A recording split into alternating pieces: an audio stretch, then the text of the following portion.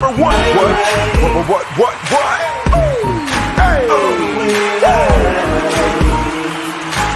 Make some noise!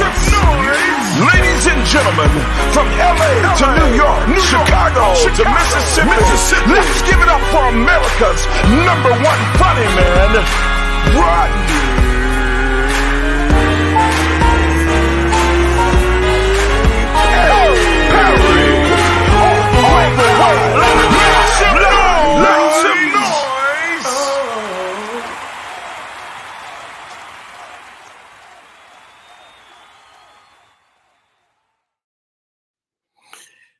What up, party people? It's your boy Rodney Perry. Let me tell you something.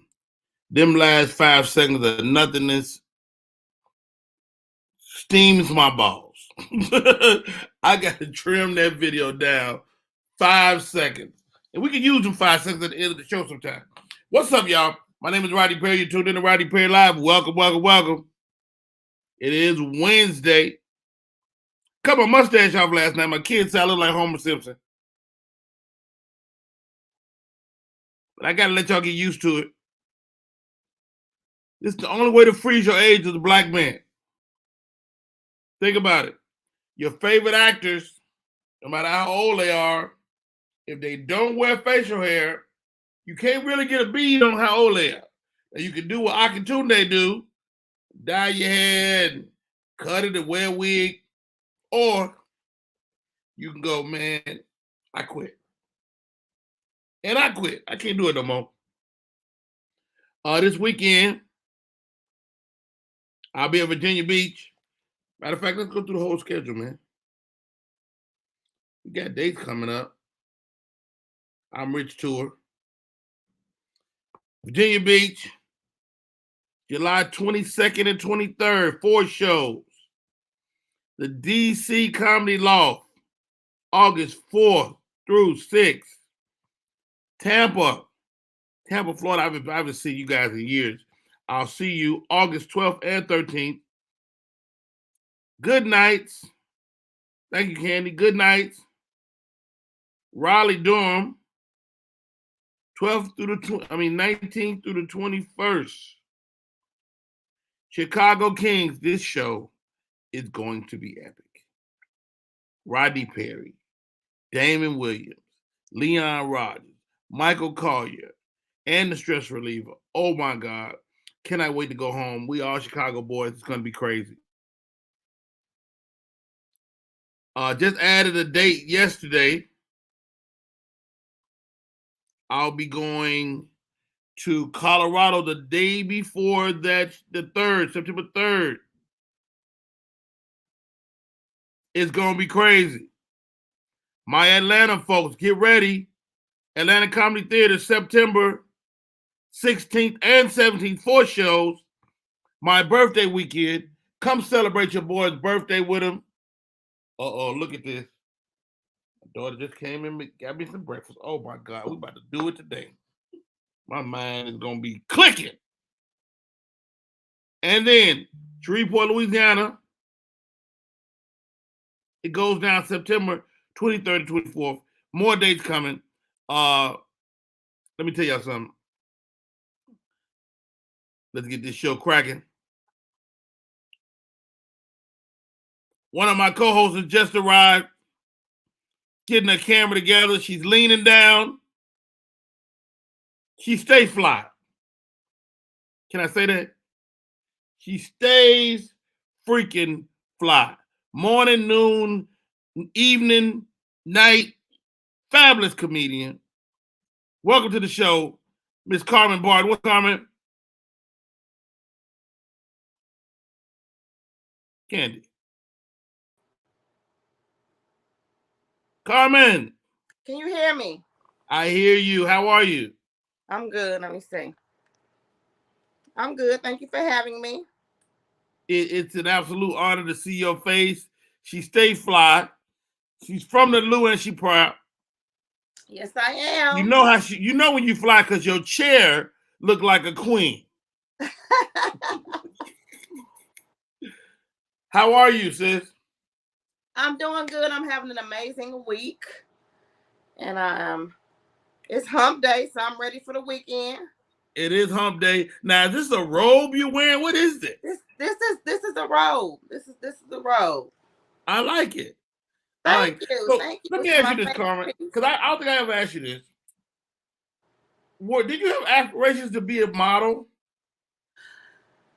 No, I don't think it was an aspiration of mine. I always just love to take pictures all the time and dress up. So I don't know if it was an aspiration, but I think it's all, you got to have that triple threat in Hollywood. You got to be able to do more than just one thing. And so that's something that just came naturally to me. So I have done a lot more modeling lately in the last couple of years than I've done in my whole life. Riley, really? I mean, how interesting is that? You're a grown woman, and to be, getting opportunities to wear these fabulous clothes, take these great pictures. Like, how is that? Well, my first actual paid modeling gig, it was for Maven Hair. So it was a hair shoot, and they made me this wig. I had never really worn a wig, and I just it was it wasn't the best experience. I mean, I went in and I killed it, but they had me with all this hair, and it was itching, and it was. I was like, I just kept repeating how much they was paying me to myself every 5 minutes. Like, just put this wig on and let's go. You getting that money. So it ended up working out. But yeah, it was good. I more recently got to model for my favorite boutique, top black-owned boutique in LA, Filthy Rags. And so that was a much better experience. I felt more comfortable. Everything. How does that work? Do you pitch yourself to them, or do they pitch themselves to you?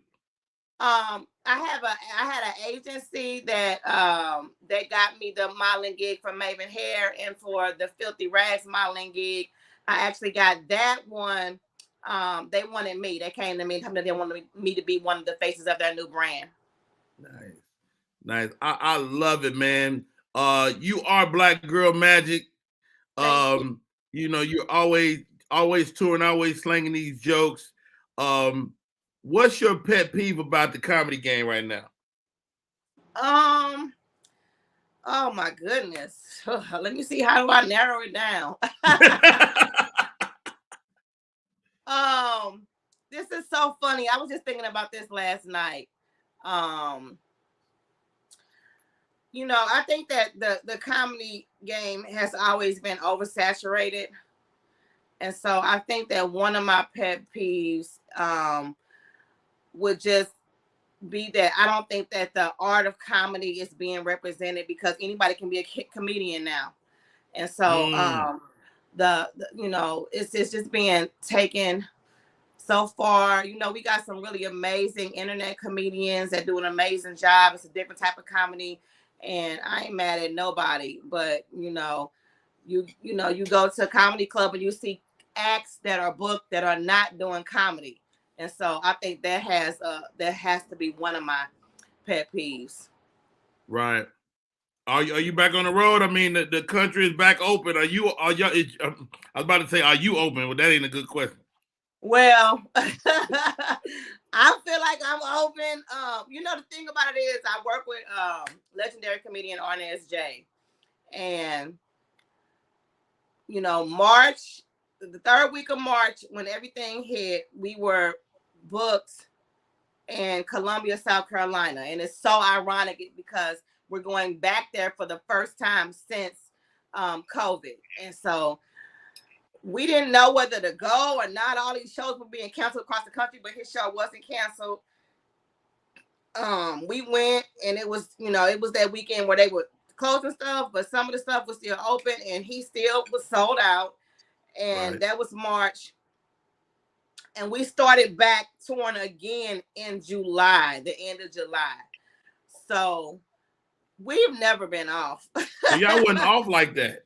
Yeah, we've never been off. He was just booked in different parts of the country, and whatever part of the country was open is where he was booked. And It did slow down. I'm not gonna say it didn't slow down. It slowed down. It wasn't that back. It wasn't every week back to back, and Right. now it's back to every week back to back. And I'm just missing the COVID days. Yo, hey, talk to me about this, Carmen. Like when you do open for a big comic, Mm-hmm. well, how do I put this? You open for a big comic, and he's like super physical. Do you have to be a polar opposite?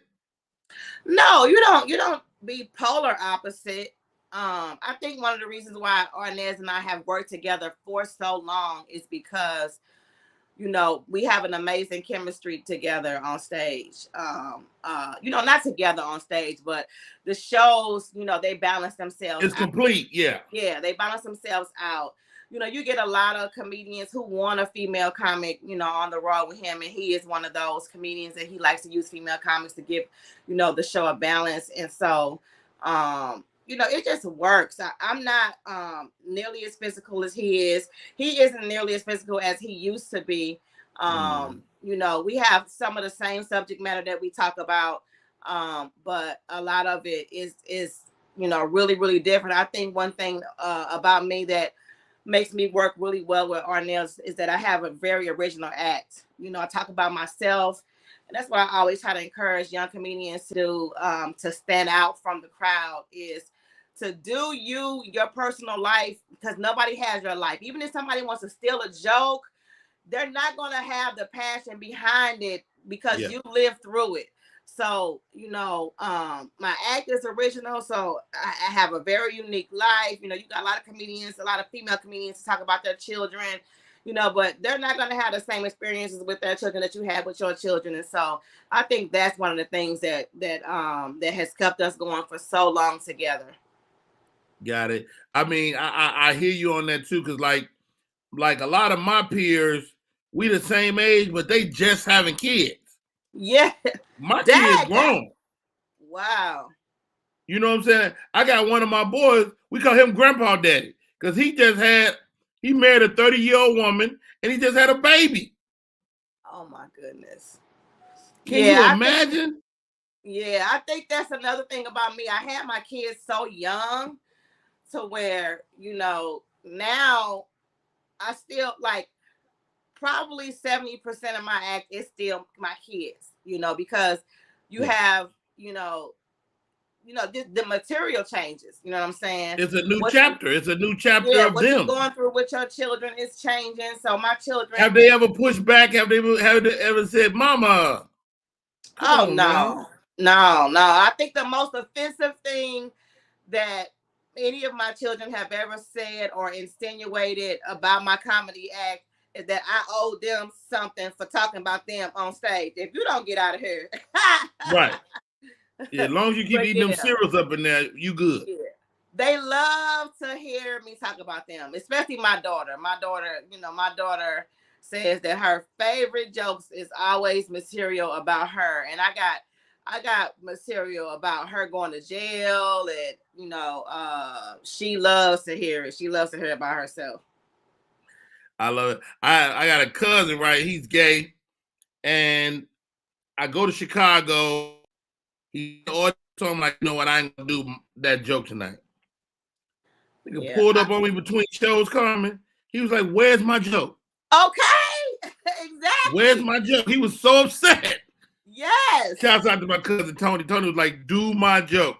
I was yes, like, wow, they want to hear it.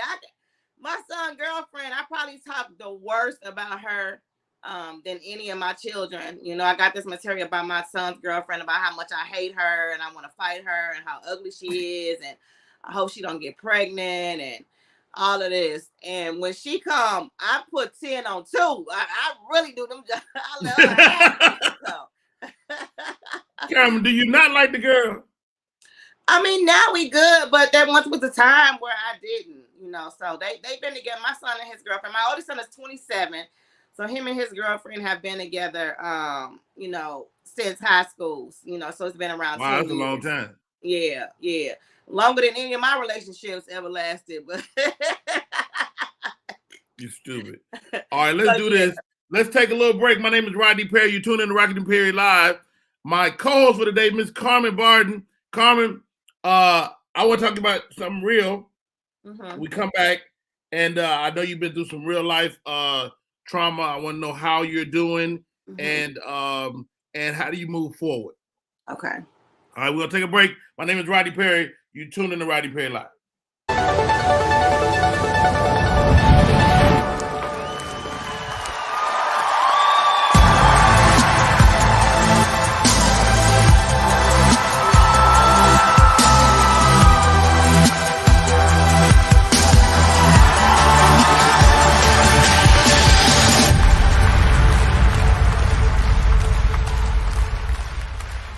Type 2 diabetes can have a big impact on your life, but how can it be prevented? Well, the first step is knowing if you have prediabetes, a serious medical condition that puts you at high risk for type 2 diabetes. 1 in 3 American adults has prediabetes, but more than 80% don't know they have it. The good news is, prediabetes can be reversed, and for many people, healthy changes in their daily routine can make a big difference. Take the 1-minute risk test today at doihaveprediabetes.org.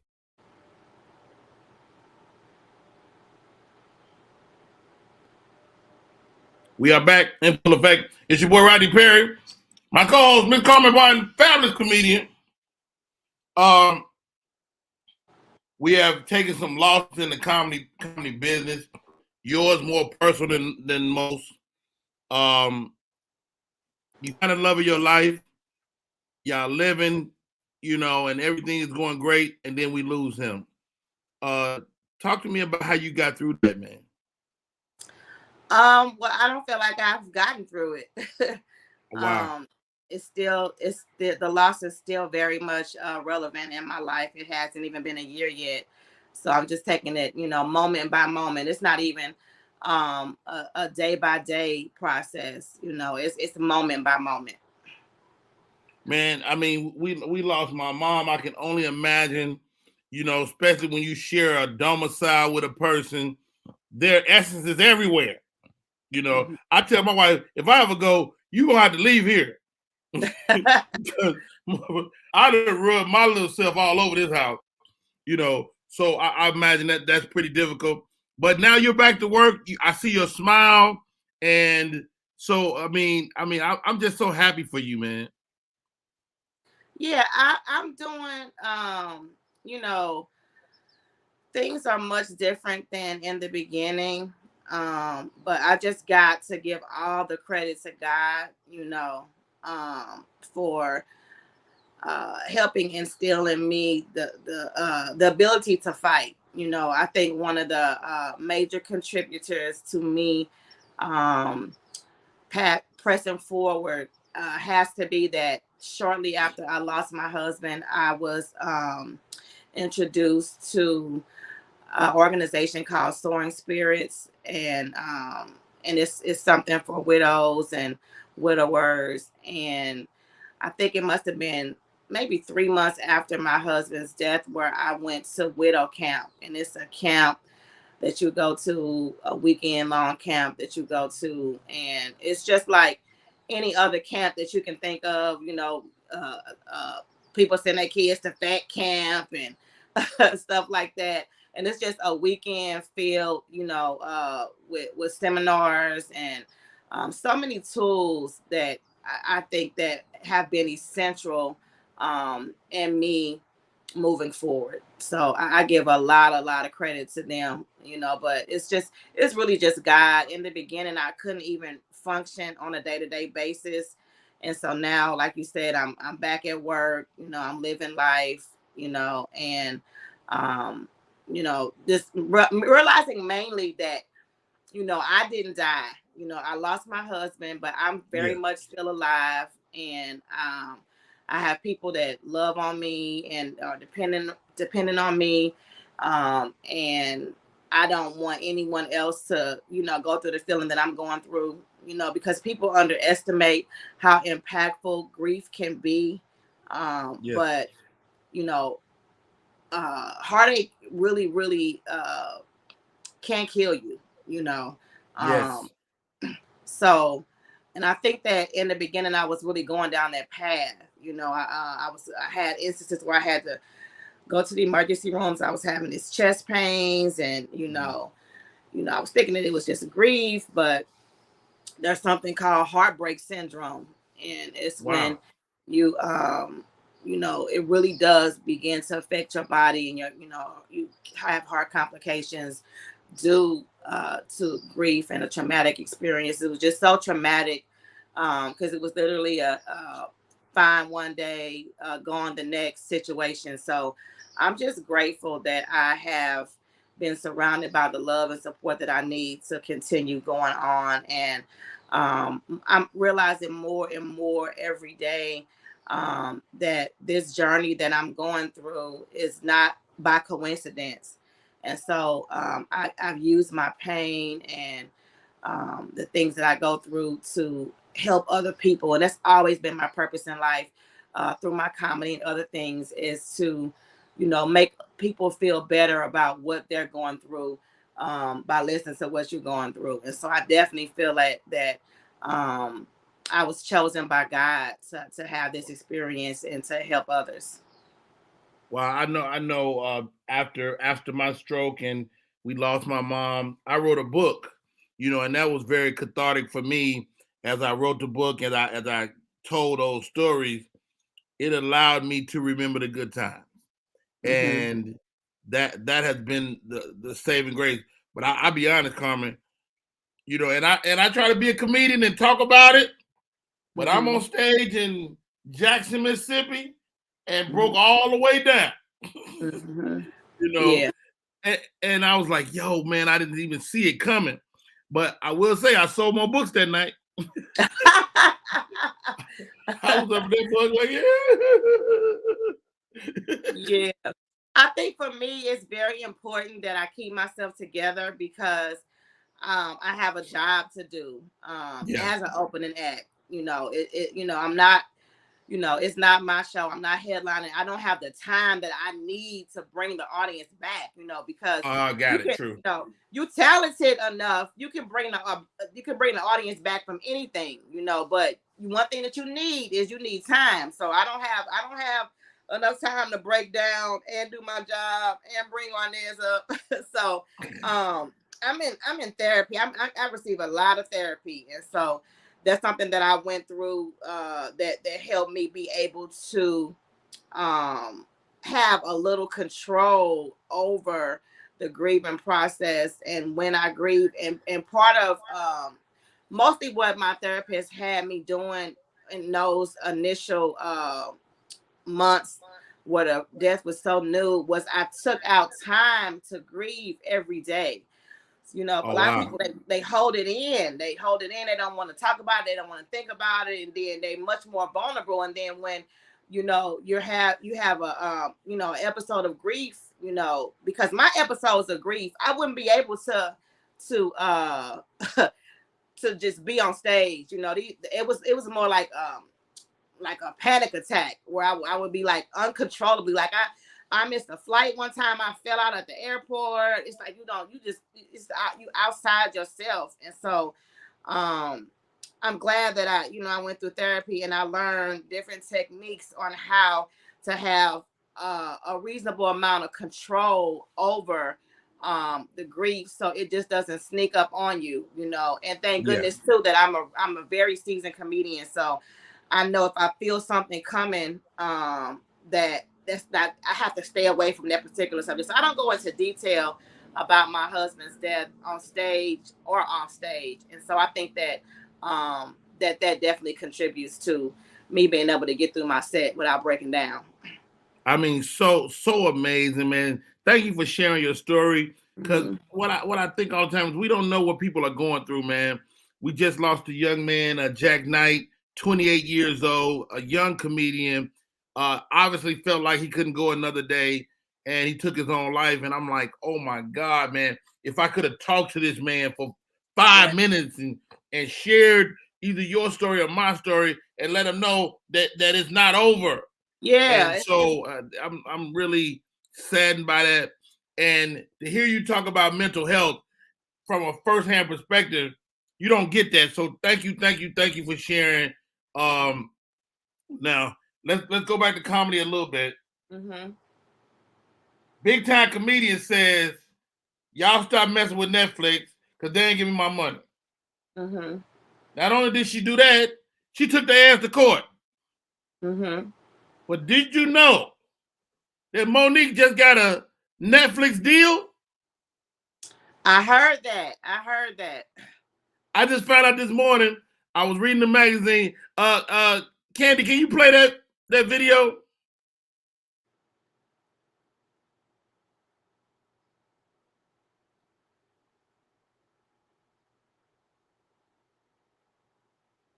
Let's go big with it.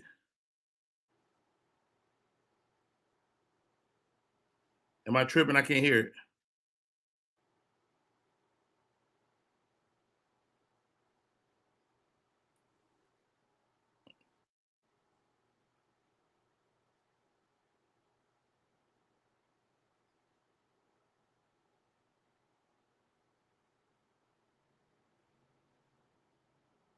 If I had my glasses on, I might would have seen what she was talking about, but I couldn't see nothing, baby. I couldn't say. I can't read it either. On the nightstand. Candy, can you play that when we can hear it? We couldn't hear it.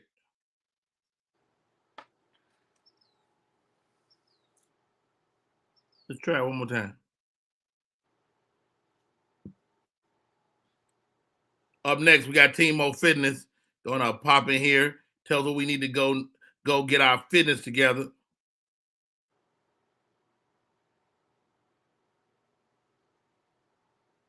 I don't know what's happening, Candy. We just watched this shit.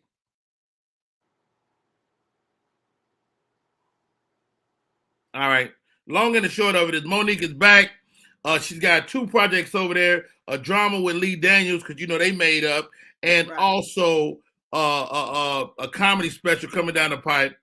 The amount is undisclosed, but we know it's at least more than $500,000. Mm-hmm. And how about this? They do the Netflix thing in LA with all the Netflix is a joke. Mm-hmm. Is it me or is it more black folks on Netflix now? Yeah, I think I can even reference the Oscars a few years ago. Remember that year when Jada was like boycott the Oscars and right. You know, everybody thought, oh, she needs to just stop, you know, this and that. But, you know, once she started speaking up, people started speaking up, black people started getting more stuff at the end of the day, you know. Right. And I know my way around the courtroom. You know, people try to act like you're doing too much when you go to court, you know, but there is a system in place. And I have absolutely no faith in the justice system when it comes to, you know, police brutality and things of that nature. But I do have faith in the court system for civil matters and things like that. I've won some court cases, and I know that if you, you know, take your case to court and you prove your point, you know, that little scale seems to be a little bit more equal on that end. You know, I look at a lot of different cases, you know, that have gone to court and that have, you know, been rewarding for people. You have that Cardi B case, and we all know the Johnny Depp case. And yeah, I just read the Cardi B case, and I didn't even know about it. But you know, she won this case. And how about this, Carmen? Because you do know about the law. How do you collect? You get these, like, it's no guarantee you're gonna be able to collect. Yeah, it just depends on how you know, aggressive you are. Yeah, you can't make a person pay, but once you get the judgment, you have so many options. I don't know how New York is. I know Cardi B cases in New York, but in California, that's like one of the worst states to have a debt in, especially a federal debt. And so you can put a lien on their house. You can put a lien on any of their property. You can get a till tap where if they have, you know, I had a boutique. Let's just say I had a boutique and I owe somebody some money and I refuse to pay. They can get a till tap order where they can come into my boutique and take the cash out of my boutique. It's so many options that they have to collect the money in California that, they can make things, they can't make you pay, but they can make things very, very difficult for you if you do not pay. So it's definitely a whole game changer. I can remember being in California and I can remember I think I owe some money to the franchise tax board for vehicle registration. I got franchise tax issue right now, damn it. God damn. Go ahead. When I tell you the franchise tax board will go in your bank account and take all your money, they don't give no damn about, they don't give a care about what you had to do. Hey, So the only thing saving me is my franchise taxes in Texas, and I really don't work there. So I owe them money, but it ain't a lot. Exactly. It has to, it has to be a significant, you have to blatantly ignore. So when you blatantly ignore a judgment and you don't pay it, or if you don't make reasonable payments, or if you make a payment arrangement and you don't keep the payment arrangement, you have a lot that you can do. It's a lot, a hoop that you got to go through, but when you are emotionally invested in some money that you feel like you owed and that you got a judgment for, then there's really no limits to what you would do to collect on your debt. So wow. Hey, y'all, this is Rodney Perry. You're tuning in to Rodney Perry Live. My co-host for today, Miss Carmen Barton. She's a comedian, actress, legal expert. She does it all. Let's do this. Let's take a break, Carmen. I got to bring in Team Mo Fitness, man. We've been on this fitness challenge for the last few weeks, and Team Mo Fitness is going to take us to another level today. Candy, let's take a break and let's come back with Team Mo Fitness. SM Marketing Communications is not only a marketing communications company. They also provide web content management, social media marketing, video and audio production, advertising, not-for-profit marketing management, and community outreach and engagement. Want to learn more about SM Marketing Communications? Call area code 314-339-7662. That's 314-339-7662. That's SM Marketing Communication. Want your book or music to be published? Skip the confusion and rejections from others. Let BePublished.org publish and promote your work for less. BePublished.org handles it all, from cover design to worldwide distribution, with high quality and fast turnaround. You even keep rights and royalties. Everything was perfect. You made my dream come true. My book and CD look so good. Call 972-880-8316 now. BePublished.org. 972-880-8316. Oh my God. Candy, you threw me under the bus. You know I got Team Mo Fitness out there. I ain't supposed to be eating. Mo, come on in, man. This is crazy. Candy got me, dog. Yo, Rodney, what's going on? What you eating, man? Man, I'm gonna tell you what it is, Mo. My daughter cooked me some breakfast. I got a what is this, English muffin, some eggs, and a sausage. Oh, okay. All right. You got cheese on there? I got cheese on there. Boy. This must be a cheese. I know I'm wrong, Mo. Mo, I know I'm wrong. Because I got two of them. Yeah, you in double trouble, man. Oh, Mo, man. My Candy that threw me under the bus. I said, oh, no, Candy. That was Mo looking at the screen. Oh, man, what the heck? Man, how you doing, first of all, Mo? Hey, man, I can't complain, man. I'm blessed, never stressed, man. Let me tell you something, Mo. I follow you, man. You're constantly helping people, man. What is it in your being that makes you want to help folks, man? It's so powerful to me. Well, it's the feedback that I get from other people, man, when they come up to me and they be like, you know what? I started my fitness journey with you. Now I got my brother doing it. Now I got my mother doing it. So it's just tenfold, man. It's a ripple effect. Every time you help one person, reach one, teach one, you know? Wow, dude. The biggest thing we all gotta keep our minds on is diet. Let's talk about diet today, man. And you know, a lot of us, you know, the mental health of it is. I've been emptying my plate since I was a little boy. My mother made me do that. Mm-hmm. How do we break some of those generational things we got? You know, like finish your food, da da da. Like, how do we break that to be more healthy as we get older? Yeah, that's tough because I was taught that too. Ain't no wasting no food around this house. You know what I mean? I eat everything on that plate. Well, basically, man, you just have to have that mindset to be like, you know what? I understand, you know, how I was raised in my background, but is this serving me right now in my present day life? Is this contributing to my health or is it taking away from my health? And then you got to move accordingly, man. Everything that we was taught, we was taught some good things, and then we was taught some bad things. So we got to extract the good and leave the bad, and just keep learning what's good for us. Now, Timo Fitness, do black people have bigger bones than other people? Nah, no, absolutely not, I man. talked to But we this do girl the have other day. She said, I'm big boned. I'm like, no, your ass ain't. no. She got regular bones with meat wrapped around them. You know what I'm saying? But what I know is that we do have a lot more muscle tone. We are generally known to have a lot more muscle tone than other people. You know, so that's the way God created us.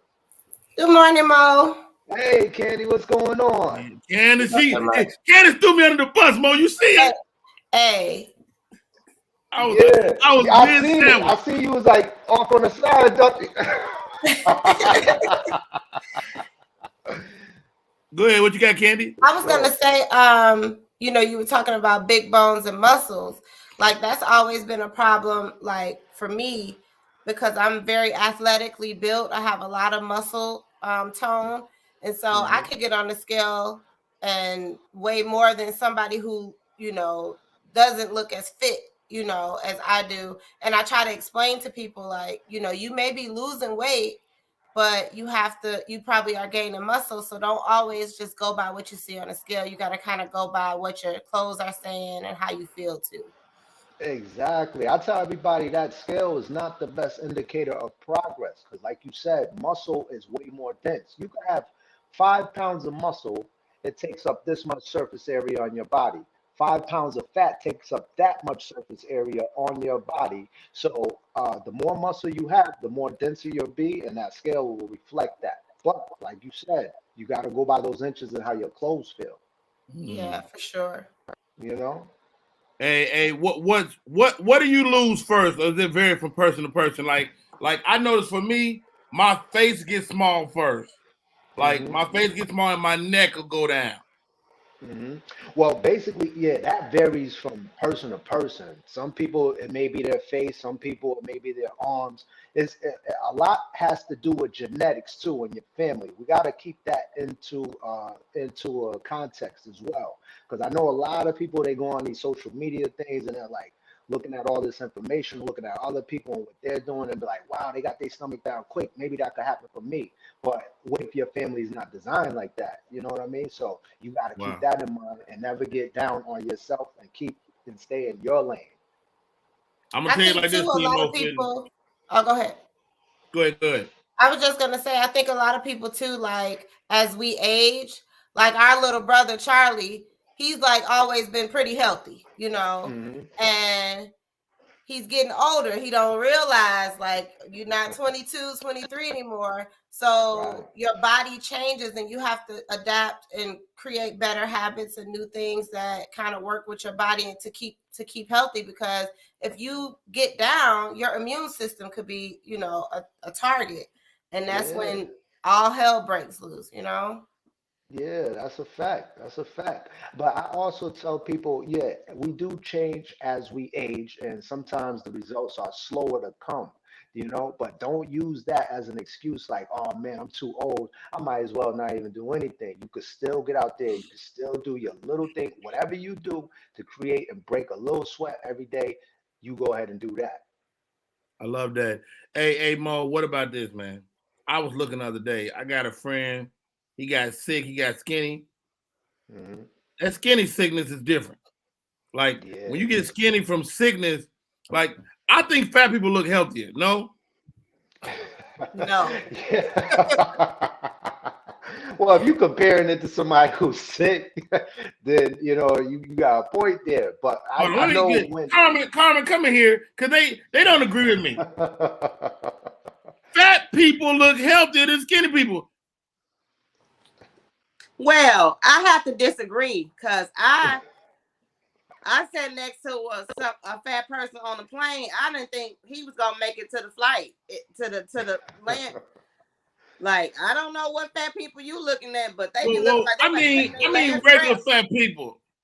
I mean like Rodney, man. If I lose 10 pounds, you're gonna be like Rodney on that stuff again. When you get used to seeing somebody with weight, see this black people have a problem with people losing weight too fast. You lose weight too quick, oh hell, baby, you got something going on with you. You know, especially all the people be like, "Oh, you see how much weight she done lost?" Do you see that, Mo? Eating healthy and working out. You know, like I lost a lot of weight for my wedding, and I lost it really fast because the world was shut down. Like that's a shame that the world had to shut down for me to lose some weight. But I was able to work out. I was able to eat healthy. I couldn't eat out and all of that, and I lost weight fast. And people was concerned. They was like, "You sure?" I was concerned. Yeah, they was like, "You sure he the right one? Because you over here looking like you stressed out." I'm like, "No, I'm actually happier than I've ever been in my life." So you lose weight too quick, people will be concerned. But I just have to disagree with that because I'm thinking about the people that I know. I got a friend, she ain't like obese like you saying, but she a little bit like fat, and so yeah. She can't even walk to the car without complaining. Like, hold on, wait a minute, shit. I'm like, girl, we just, So yeah, so I do feel like, I have to disagree with you because the fat people that I've been seeing, they look like they on their last breath. Yeah. Wow, Mo. I mean, do you encounter that, man? People pushing back once they do get in the gym, to lose weight too fast. Their fear. Yeah. Look, to Carmen's point, man. If you are known as a certain way, and people have that perception about you, if you do start dropping that weight, they're gonna look at you like you crazy. Like I said before, every time I go to my grandmother's house, she try to give me a plate because she like, hey, look, you looking like you too, like you, but I'm in shape. You know what I'm saying? But to her, she equates everything as like being a little bit bigger, as healthier. Do you understand? Right. Because of that generation from back then. So. Now, Mo, you're an athlete though, right? Yeah. I played sports all my life, man. So you probably played maybe high school sports at a bigger size. Well, yeah. I was at a bigger size at that particular point. You know what I mean? But then as I got older, I was like, there's no reason for me to be walking around with, all this weight, all this muscle. So I started slimming down, doing more calisthenics. And as you get older, I advise people to start doing like, body weight stuff and things like that, because putting all that heavy weight on your joints, that is going to take a toll on you at the end of your life. Hey, you know what I realize about myself too, Mo, is that I go too hard day one. Like I go too hard day one in the gym. I ain't going back because I'm hurt. Yeah. How do we fight that? How do we combat that? That's why you got to go in with the mindset of, I'm going to pace myself. I'm not going to go back. I'm not going to, beat my body down to the point where I'm going to be sore for 4 days because, you do get demotivated. So you just go in, get you a little, especially if you are a beginner and you are just starting out, don't try to go 100 miles and running and try to take all that weight off quickly. Step by step, slowly, until you get into the groove. The most important thing is just building the habit of going to the gym or going to the place of where you're trying to work out. Hey, Team Mo Fitness nationwide. How do people get in touch with you, Mo, man, and be a part of your fitness regimen? Oh man, they could go to my TikTok or my Instagram, DM me. It's at Team Mo Fitness, and send me a DM. I also got in my bio a link tree where you could click on and you could get a free consultation with me. Oh wow, that's dope, man. I noticed your TikTok is popping. You understand? I like the videos. You show people what they could be, and then you kind of break down how do you get to this place. I think that's awesome, dude. I appreciate that, man. I'm gonna keep it up. That's good. Hey, the man is Team Mo Fitness. Let me tell you something, Mo. I'm gonna finish the sounds, but tomorrow I'm out of there. All right, no doubt, no doubt. Hey, Carmen, you got anything for Mo before we can let him go? I was just, I just want to know your opinion on this. I've always heard the saying, you can't outrun a bad diet. How important is the combination of eating right and working out? Can you outrun a bad diet? What's your opinion? Well, it's 1,000% true. You cannot outwork a bad diet. Do you understand what I'm saying? So you could go in, you could do hours and hours of training. If you don't recover properly, now I'm saying recover because we have to frame our mind and look at food as recovery. You know what I'm saying? Because once you go in the gym, you're not really doing anything to help build your body. You're breaking your body down. Do you understand what I'm saying? So if you get out of that gym and you don't replenish that with the right amount of carbs, proteins, and fats and the right amount of calories, you're not going to see any results. So, and if you're doing too much, basically what fat is essentially is stored energy. Food is supposed to be energy, but if you take in too much, that's when the fat starts spilling over. So wow. Yeah, you cannot outrun that fork. Great question. Carmen Barton getting our co-host on today. My name is Rodney Perry. You tune in to Rodney Perry Live. That man is Team Mo Fitness, man. You can go to your TikTok or the Instagram, click on the link tree and get you a free consultation. Mo is the man. I appreciate that. Dude, I felt so bad when that camera came up and I was eating that sandwich.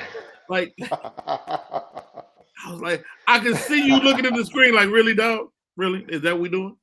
So I was like, come on, Rodney. Come on, Rod. Bro. I would have been like, this is fruit. I would have never admitted that it. And you admitted to the team. He saw it, Carmen. Eating a little banana. He had crumbs on his collar. Shit. Out of control. Hey, y'all, we're going to take a break. We come back more show. Thank you, Mo, man. Appreciate you. See you next week, bro. Thank y'all. Peace. My man. Hey, Candy, take us to break. What up, y'all? It's Michael Sean, and I know you want to be a podcaster. You want a successful podcast. You want to give your views and opinions, but you just don't know how to do it correctly. That's why you got to hit up ShawneeScott.com. You want to be on radio, and you want to know how to build your radio career. ShawneeScott.com. She's done all of this. I've worked alongside her for years, and I will tell you the information that she can give you is on a value level that I can't even put a price on it. All you have to do is go to ShawneeScott.com. Your future, right now. That's it. It's Michael Sean. Yeah.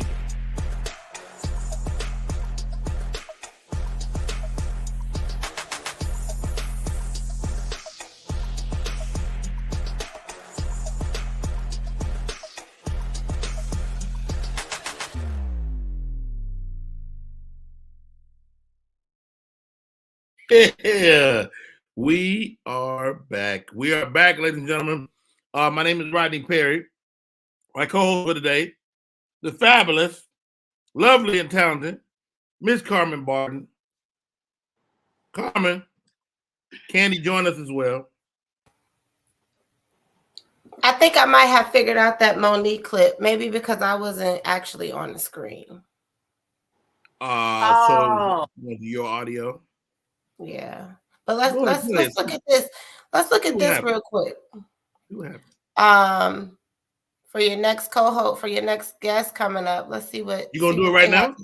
You gonna do it right now? Okay. Yeah. Let's see what they gotta say. Good.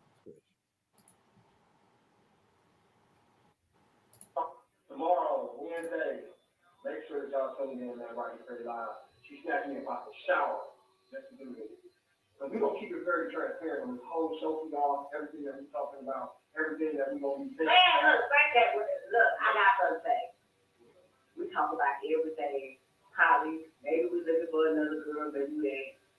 We're going to keep it 100 with y'all, like I just told you. Just fresh out the shower with y'all. So, Carmen, that is Leanne and Charles Reed. They've been married probably 5 or 6 years, but they're a poly couple. And they went through the whole thing about adding a woman to their life.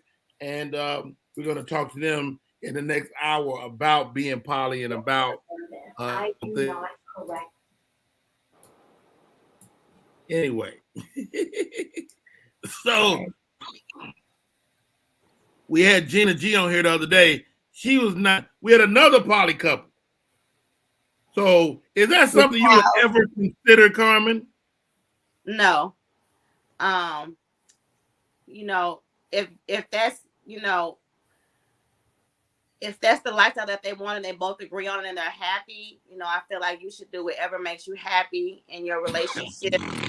But that's not something that I would be interested in, just because that is not what my interpretation of a relationship is. But, you know, I guess they say don't knock it till you try it, but I don't think that's for me.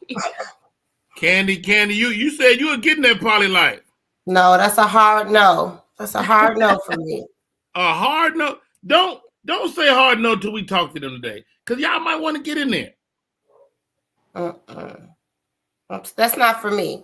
I feel like for me, I'm too emotional for that kind of stuff. Like I want my own man. I don't want to share. That's right. All right. Well, I mean, I guess, but I mean, you never know. It this life would work for some people. I can't. I won't say a hard no. I'll say a hard no if you talking about add another dude.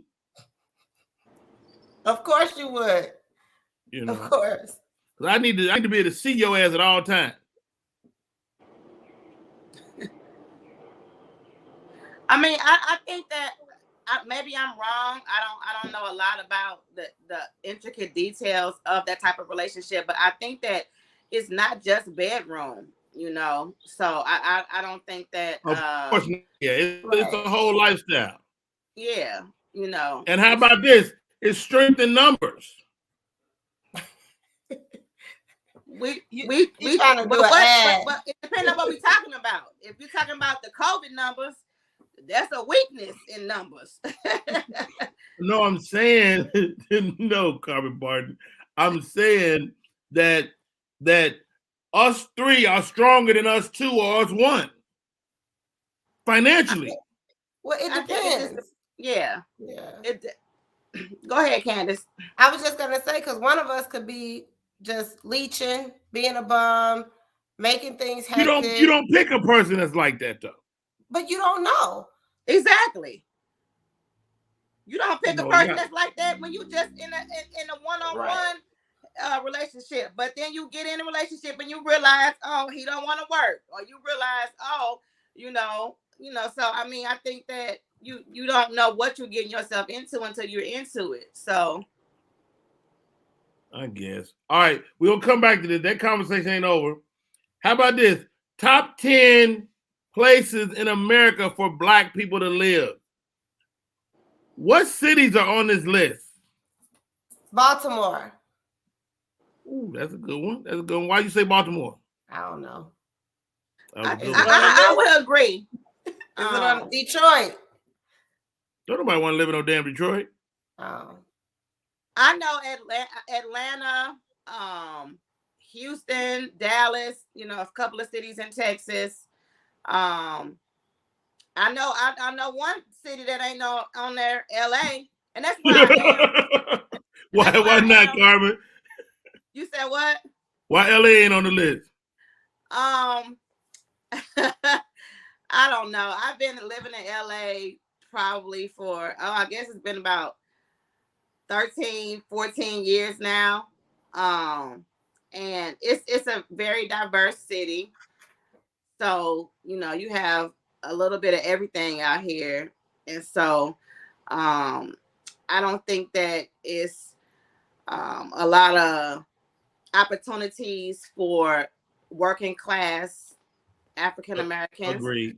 That way, that's because when you see someone that is Black and successful in Los Angeles, they're probably in the entertainment industry.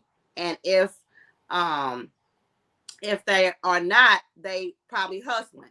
So, you know, that's just what I've learned about living in Los Angeles. So I do both. I'm in the entertainment industry and I hustle, so I'm able to thrive. Here we go. Top 10. Number 10, Dallas, Texas. Number 9, Seattle. Really? Seattle, Washington. And it's you know what they said, the diversity, their progressive state as far as equal rights. So Seattle is a good spot for Black people. Lansing, Michigan. Had no idea. I had no idea. Orlando, Florida, maybe because of the tax break. Orlando, Florida, that's Mickey Mouse crib. Richmond, Virginia. Richmond, Virginia. Columbus, Ohio. I would not have put this on the list at all. Of course, Atlanta, Georgia. And Raleigh, Durham. One of the fastest growing cities in America right now. I don't know if you know that or not. Virginia Beach. Hampton Roads, and number 1, Baltimore. Well, wow. You was number 1, Candy. Well done, man. And but why did they say Baltimore? Did it say why?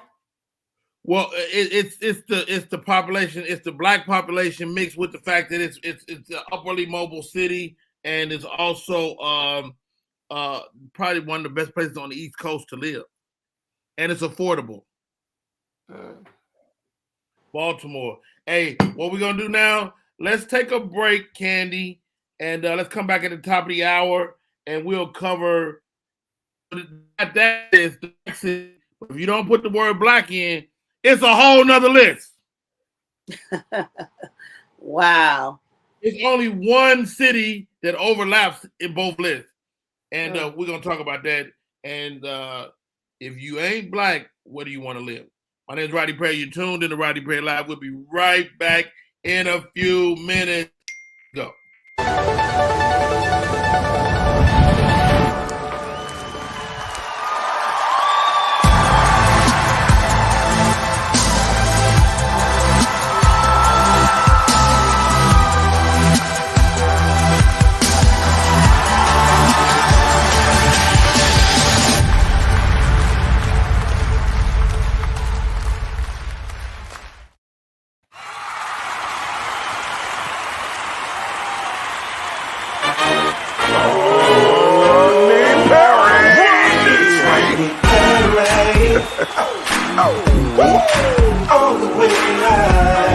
Get ready for America's #1 funny man.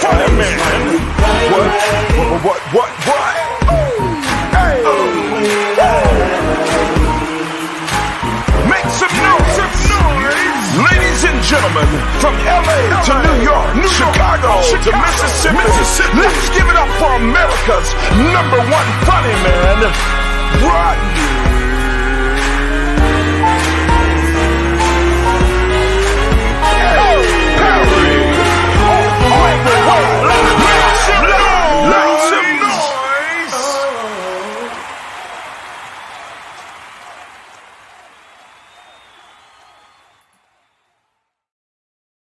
Damn you, 5 seconds. All right, you guys. My name is Rodney Perry. Tune in to Rodney Perry Live. My co-host for today is Carmen, Barton. Candy's been chiming in. They said that they do not want to be no doggone polygamy. Okay, so be it. Here's another question, ladies. Y'all stay off screen after I say this. Do you correct your man? Do you correct your man publicly? came across a video of a young lady. She said she does not correct her man publicly for no reason. I know y'all black women, and you have to do what you had to do sometimes. But do you correct your man publicly ever? Ladies, join me. Have I ever corrected my man publicly? Yes, I have. Should you? No, you shouldn't. It wasn't something that I did all the time, and it wasn't in a belittling or demasculating manner. But I have made the mistake of doing this in the relationship and in my marriage and relationships before that. And I'm glad that it was something that in my marriage that I was, you know, open enough to know that it was wrong and correct my behavior. My husband and I were in therapy, and we had a lot of issues resolved and addressed in therapy. And there are several reasons why you should not publicly correct your man. And I'm glad that it was nothing that I ever did often or made a habit out of.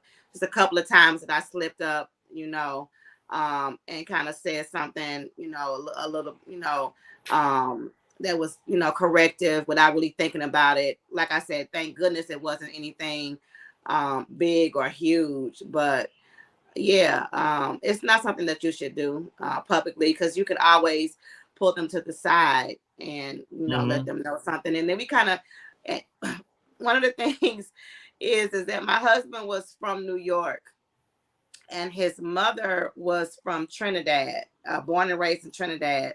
So he had kind of a broken English that he would speak, and oh God, it just drove me crazy. so whenever I was, correcting him, it was always something to do with, his grammar or something like that. Nothing big, nothing major. So yeah. Hey, Lab Love said, hit that comment, the last comment, Candy. Lab Love says, Carmen got that I own a business look jumping off this morning. Slay sister, slay. Hey, Carmen definitely is a business owner, and she definitely embodies that. Candace, yes. Have you ever corrected? Huh? I be trying not to. I try not to. So I may give a look like, and then when we get in the car or we get home, then I might be like, what the hell, what's up? But Hey, in can public, you grab I that think video? I'd be too scared to do it in public. Can you grab that video I sent you? Yeah. I think what y'all saying is one thing. This lady might be going a little too far. Let's see what she's talking about.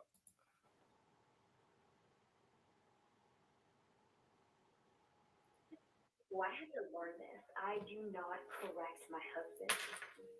I believe that it is my responsibility to have the confidence to give him my perspective. Well, I had to learn this. I do not correct my husband.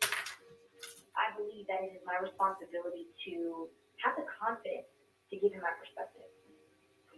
Then we can talk about it and he can self-correct. I love him so much. I desire to honor and respect him. And I'm married him, so I would assume that he wants me to feel the same exact way. To take my perspective into high consideration of his actions. But I married a grown man. I'm not going to be disrespectful and talk to him like a child. Wow. Yeah, the key word is publicly.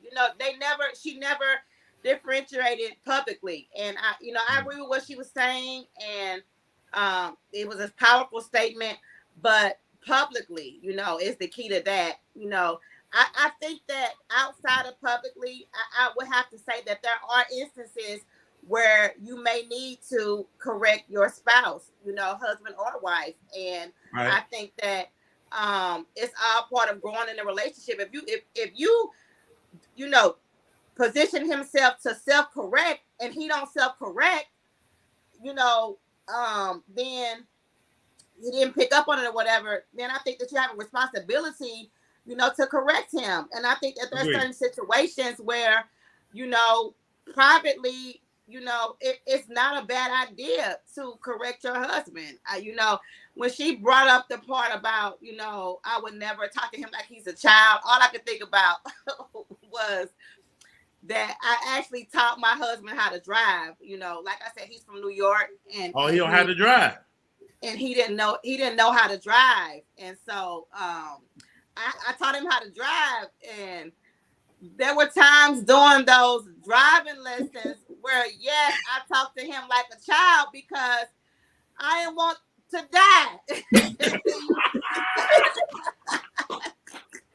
I completely understand. So, so I think that, when you are in a relationship, there should be, things that, you should teach your spouse, whether you're the man or the woman in the relationship. And I think that with those teachable moments and with those teaching, some correction should happen. When somebody imagine a child in school being taught, but you can't correct them. It just really doesn't work. But I think what she was talking about, was, you got to give, your opportunity, your spouse the opportunity to self-correct. Hey, you may not want to do that because so and so such and such, or you could just say, hey, don't do that.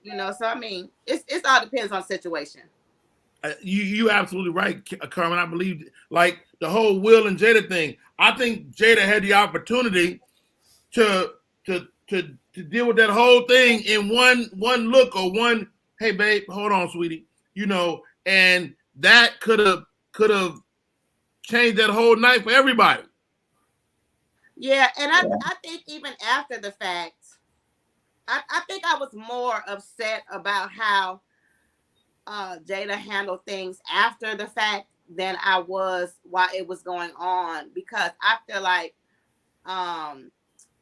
as a wife, as a spouse, you have a situation where your husband is defending you, and you may feel like he went overboard, but I don't think that should have ever been disclosed publicly. I think that if that were me and my husband, I don't care how wrong I said he was at home, you should have did that. In public, I'm gonna be like I stand behind my husband 1,000%, and it is what it is, whatever the case may be. But I would have never, ever, ever, ever, ever publicly went against what he, especially after the fact where he can't change it. That was just so inappropriate to me. Yeah. Wow. I think that too, like part of being in a relationship, for me, like people automatically think trust is just like cheating or not cheating or whatever. But I think that trust has a lot to do with being able to correct someone, because if you don't trust that they have your best intentions, you can't correct them. Even if you say something, they're going to be like, whatever, I don't trust what you're saying to be beneficial to me. So you have to establish that this person trusts you before you can even attempt to correct someone, Wow. And a lot of times you can't do that in public. You have to work your way up to that in private, and that's where the change happens. How about this? I don't want a woman that can't correct me. You know what I mean? Because you be on some bullshit sometimes. I ain't never on bullshit. But what I'm saying is that her input is valuable to me. Even if it's wrong, it's valuable, because like even with my wife, we've been married, 26 years. It's been times where I couldn't take her advice, but I needed it. Because my wife is real cut and dry. I don't like that person. Why are you dealing with that person? And she don't get the nuance of the business sometimes. And so her input is valuable, but I can't always use it, but I still need it. If that makes any sense. She's coming from a different angle. That you're in it and she's out, so she could see things differently than you.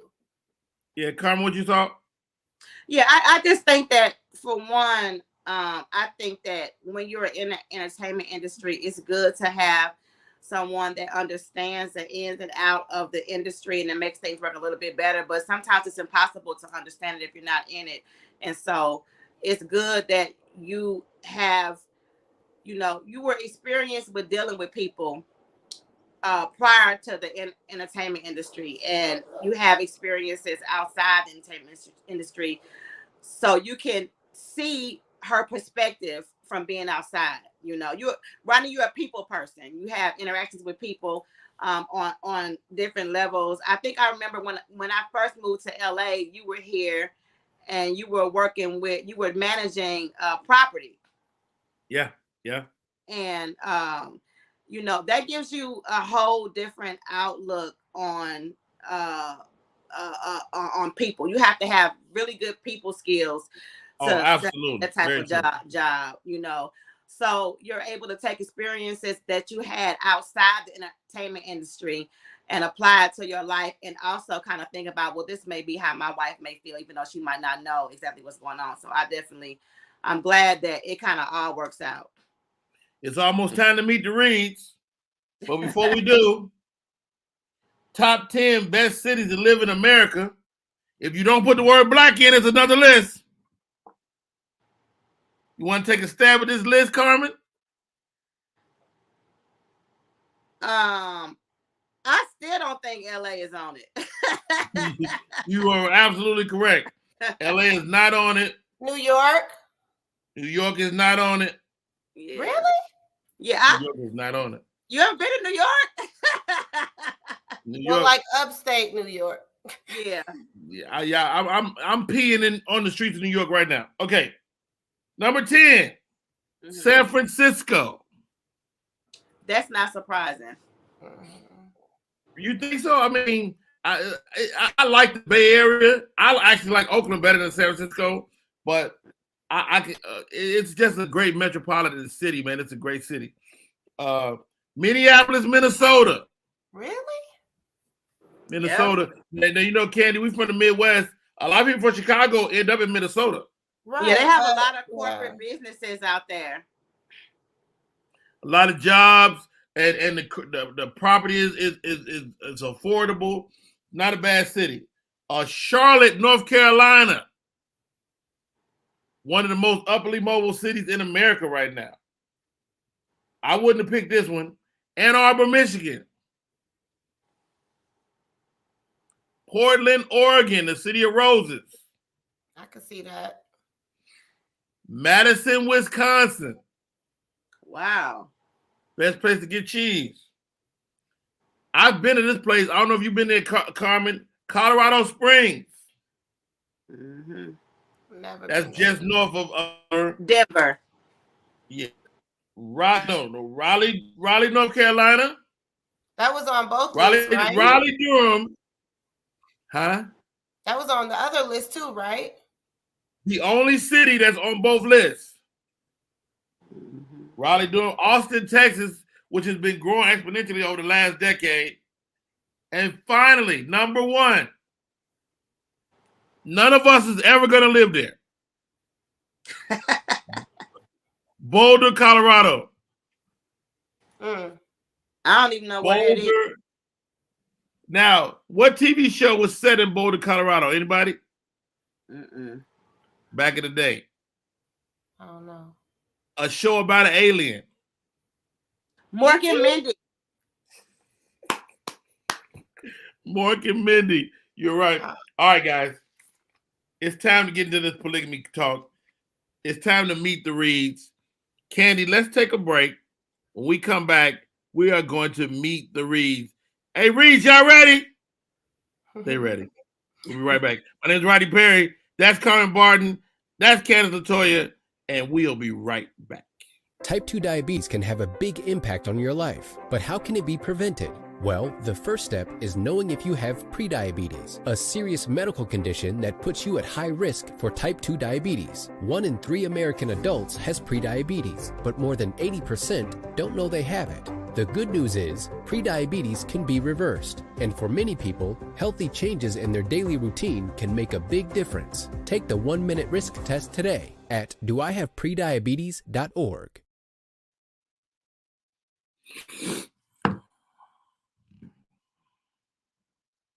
We are back in full effect. My name is Rodney Perry. You're tuning in to Rodney Perry Live. Let's make sure the reads are ready. They off camera right now.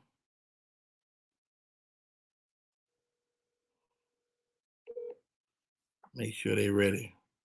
If I go introing. There they go. All right. Let's go. She is a fitness expert. He is a world-renowned vocalist. And they live a poly life. Hey, guys, how are you, first of all? Hey, how are you? What's going on, brother? You know, y'all kind of look alike.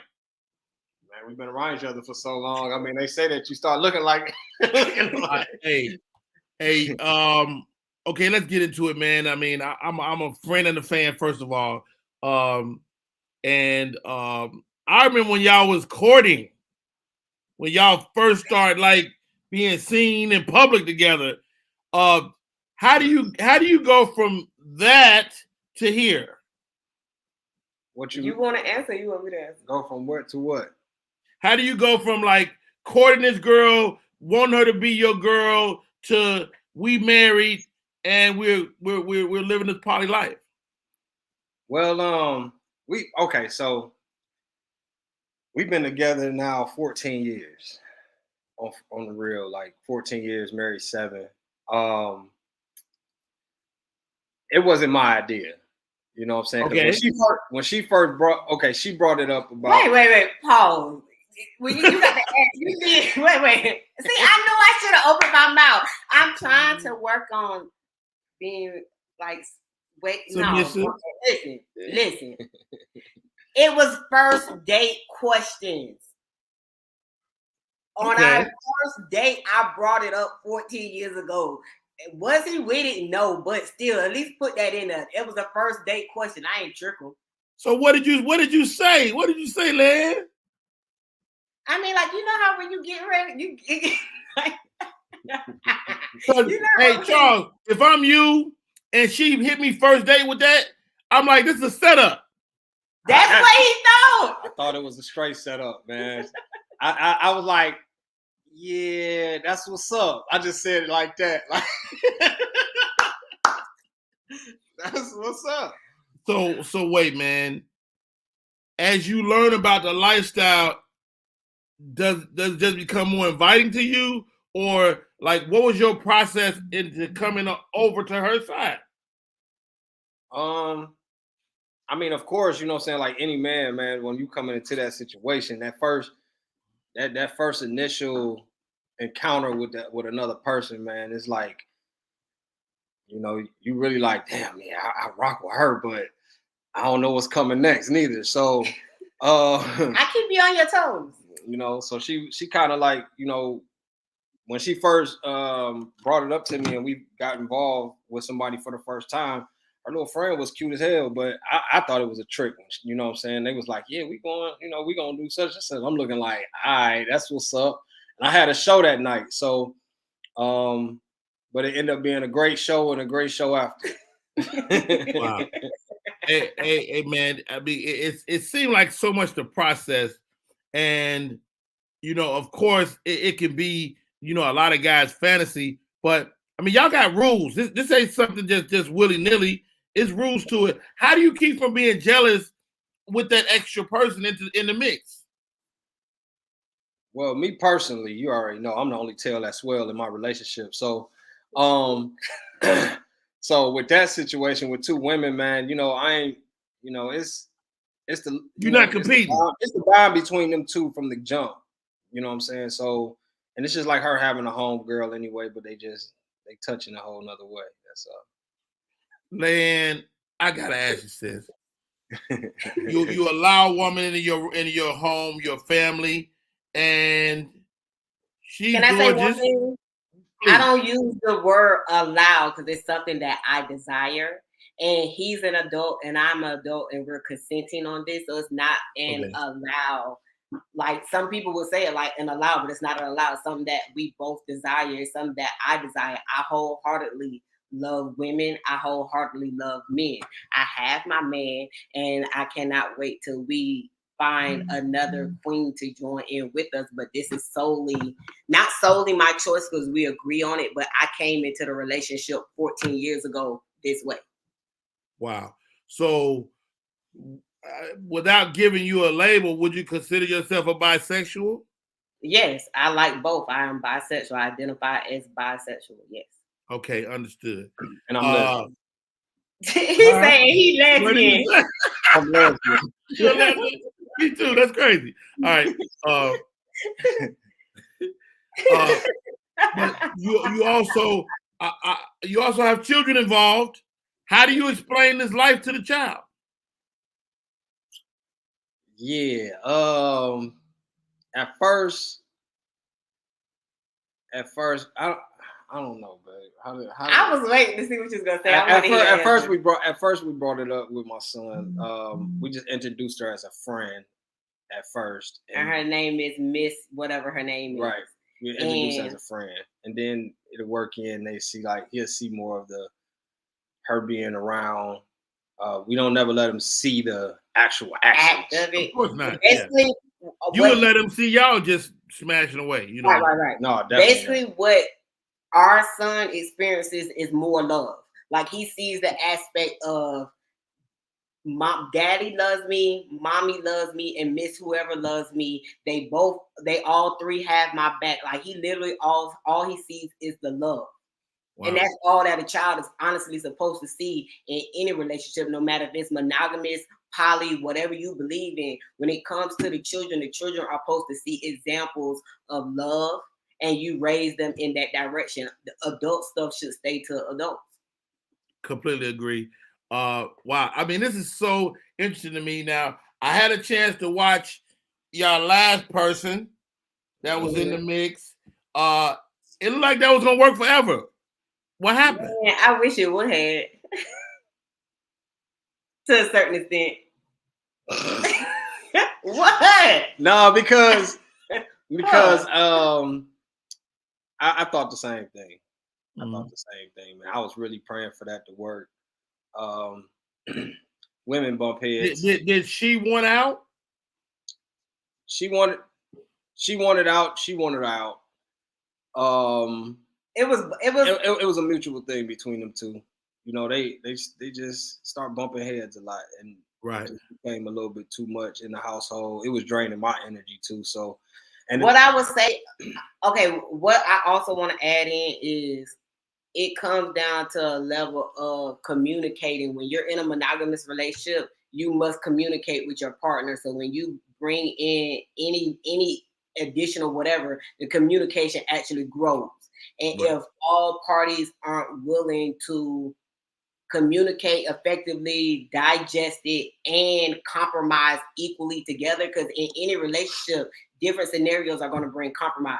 And if that's not willing to work, then it's like Charles says, very draining, and it just didn't work.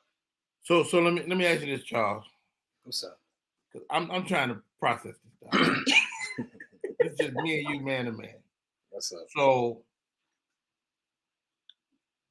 how do I put this? You got two beautiful women. Right. When do you get to have time to yourself? I did actually. I had a lot of time to myself. I make that period because I'm number one to myself first. Let's say it like that in my career, and you know, I got my own goals. Everybody got their goals stepping in. Everybody, you know, it's like she says, the communication with everything. So they know, like, first of all, I'm gonna get up. I'm gonna go get it. Period. I don't care who I'm with. If I'm by myself, you know what I'm saying? Like, I'm gonna get up and just go get it. So, but with them two in a relationship, that's where them two meet, you know. And then a lot of times, you know what I'm saying, when you go do your job, you come back, when everybody come back together, it's all love. And then you might catch just me in the house with her, or just me and my wife, or them two together. So, you know what I'm saying? So it all filters. Now we had a poly couple on last week. The women never got together in their situation. You know, but y'all in a completely y'all whole thing is completely different. Let's do this. Let me bring my co-host in. because I know they got questions. Carmen Barton, Baldhead Phillips has joined us. We're talking to the Reeds. Baldhead. I've never seen Baldhead so happy. What's up, Carmen? Hi, y'all. We talked to the Reeds, and you said something, Lamb, that I thought was dope. Like, if you're in a relationship where people are cheating, you already in a poly relationship without really knowing it. I think I see you say something to that effect. Candace has joined us as well. Good morning. What's up, Candace? So Carmen, questions for the Reeds? I actually don't have any questions. Why not, Carmen? I just don't have any questions. They both seem to be happy, and I think that when you're in a relationship, that's what it's about. You guys being happy, so they're happy. So when it's time to pick somebody, is that a conversation y'all have together, and then y'all go out to? Is there a spot? Is there a poly spot? No. I mean, they got places. They got apps. They got apps for poly. Really? Wow. They have poly apps. But they do have get-togethers and stuff for poly couples and stuff like that, where poly couples celebrate different holidays together. Like they make like a poly time, like for Valentine's Day or like a Christmas thing, have a Christmas party for poly. But it's not like not when you hear it, it ain't like no big old like no porn show up in there. Ain't no bunch of people doing no bunch. It's just It's just people that's in relationships and they all just kicking it. It's kind of like when you in a club and VIP. It's just except for you got couples that just got more thruples and more people in their relationship. Thruples. Would y'all go beyond? Would y'all go beyond the 3, or would you go 4? Would you go 5? You know what I mean? As long as there ain't no niggas involved, we good. If I can. Okay, so you want to know something that's so funny? I remember a time when we were dating somebody, and it was only 3 of us. It was me, Charles, and another young lady. And I remember one time I was like, y'all going out on a date? I see why thruples turn into quads. I need a girlfriend. I need somebody over here with me. And I meant that wholeheartedly, not saying that's what we desired, but that one particular moment made me say, okay, you need another bisexual girl, so ain't nobody ever not fulfilled as far as like, and I don't mean sexually, I mean like bonding, human contact, human contact, all that, But no extra penises. All right, Baldhead. Yeah, baby. Hey, let me tell you. First off, congratulations. This is how it should be. I've never been in a poly, but I had a couple of probablys. They probably didn't want to do it. They probably never want to talk to me again about it, asking about it. But I've never had a threesome. So because women always get to talk about, and it's with women that done said they done had it. I like you too much. Don't like me no more. Don't like me no more. I don't like you like that no more. No, that's a great point. Does it ever get Reed? Does he ever get to a point where you like, yo, so and so like me too much? Like, do it put y'all in competition on some level? Because there's levels to it in there. Let me say this. Look, check this out. Yeah, she the clingy one. I'm really not, man. I mean, we've had our we test drove a few. You feel me? Together. That's what I like. I like that. I like that. I mean, and the ones that we wanted to keep, those are the ones I became clingy to. Yeah. What's your sign, Miss Reed? Gemini. Oh, Lord. Okay, you're a Gemini. Reed, what about yours? I'm a Libra. He brings the balance. So you got the balance. You got the Gemini, the duality. I mean, this is interesting as hell to me. Man, you ain't lying. I do have a question. Uh-oh. And I mean, this is really different. It's a huge difference. In the poly and it's really I don't really know if it's classified as poly because he's like no men. So this don't seem equal to me. You know what I'm saying? No. A lot of the poly life people, they do not want no dudes in that shit. Wait, but can I say something?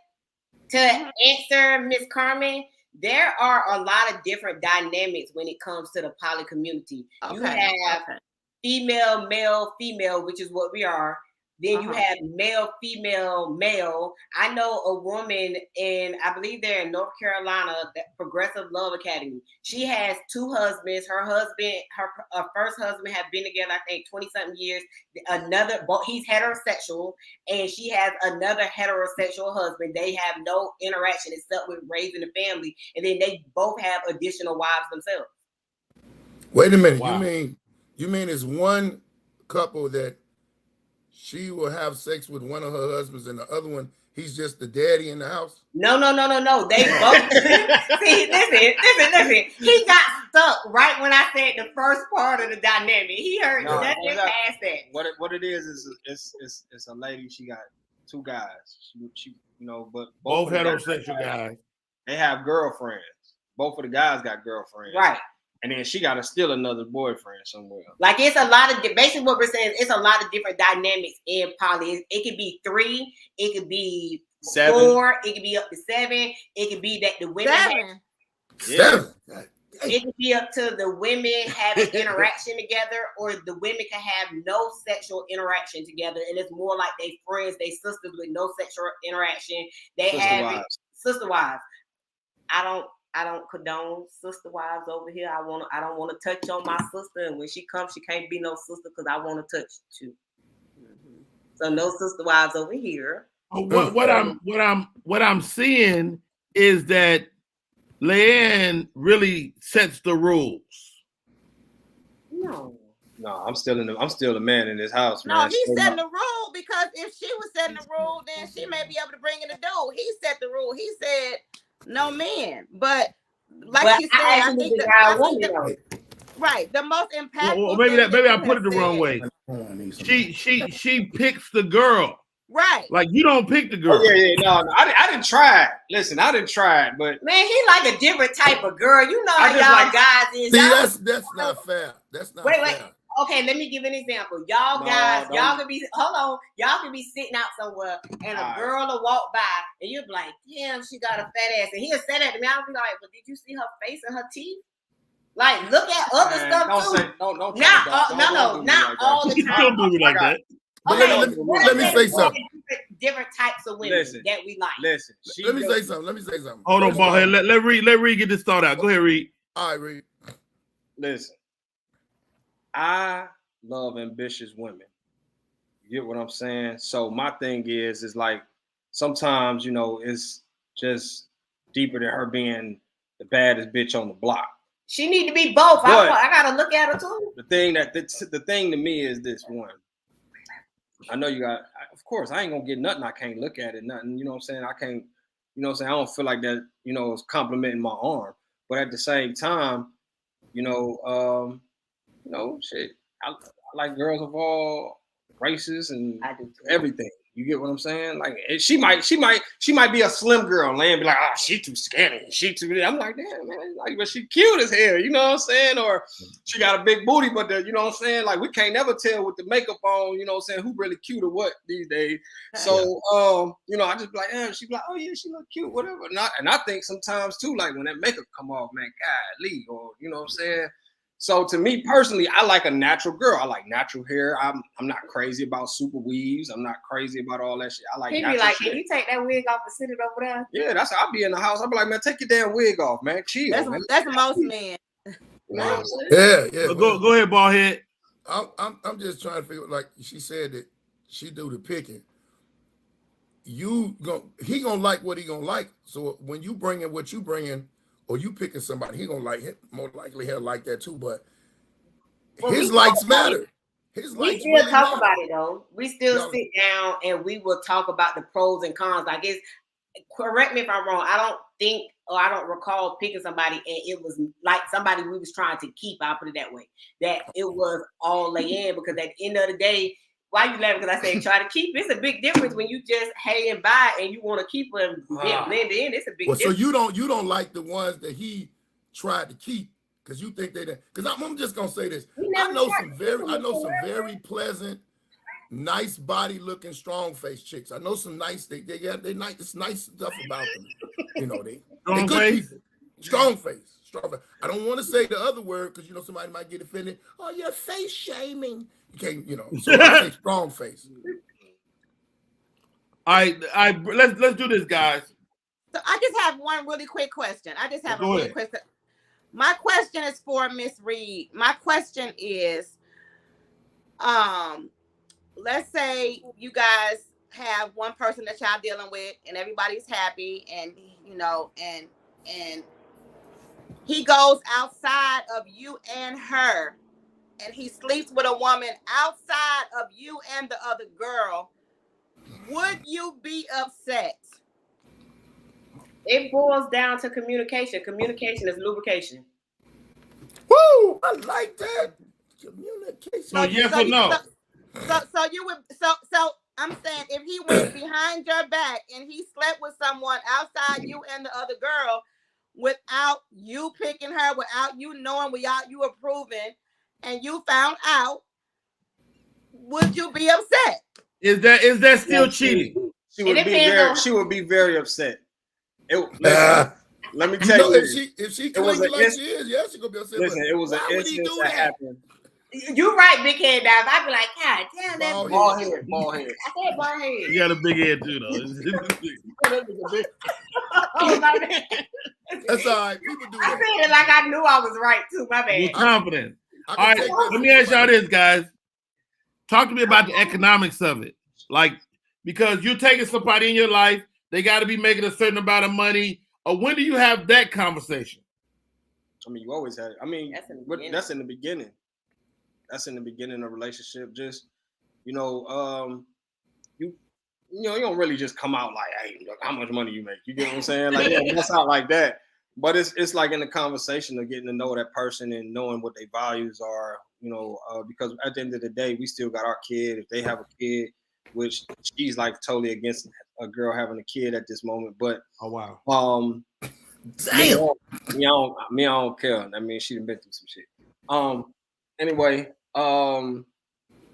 when it boils down to that relationship side of it, really talking, getting to know her values and whatever she into. That's what we really dig into. And then it's like, how do you support yourself? You get what I'm saying? So, even if we really like you in that point, like how can we help set up a situation where it's better for you? You know what I'm saying?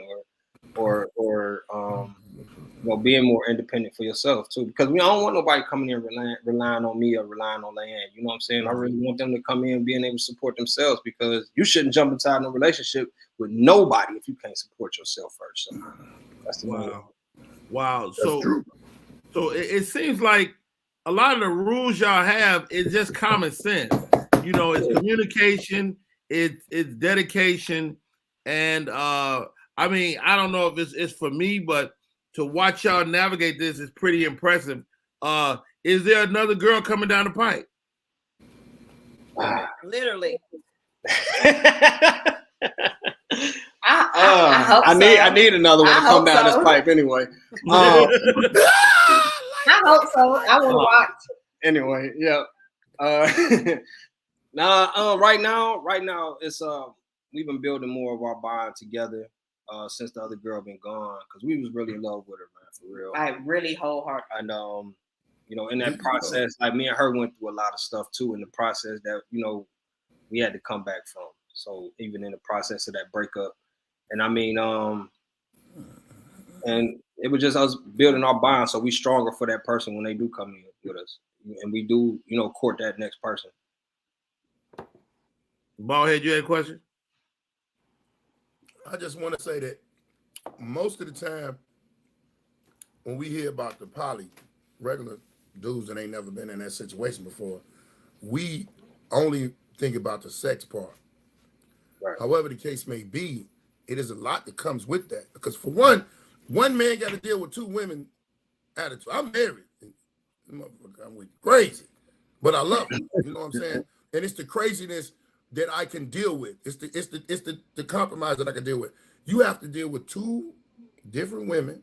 Then you got the financial aspect, and like you said, if she has kids, she's been through other things in life, and now she's coming to this, especially if it's her first situation.